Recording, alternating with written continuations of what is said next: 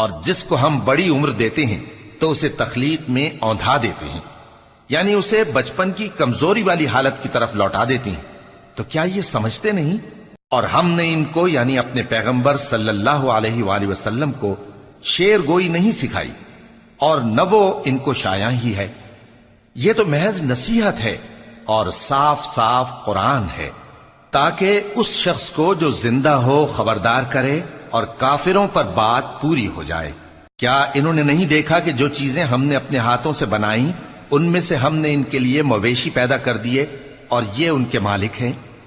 اور ان کو ان کے قابو میں کر دیا تو کوئی تو ان میں سے ان کی سواری ہے اور کسی کو یہ کھاتے ہیں، اور ان میں ان کے لیے اور فائدے اور پینے کی چیزیں ہیں، تو کیا یہ شکر نہیں کرتے؟ اور انہوں نے اللہ کے سوا اور معبود بنا لیے ہیں کہ شاید ان سے ان کو مدد پہنچے، مگر وہ ان کی مدد کی ہرگز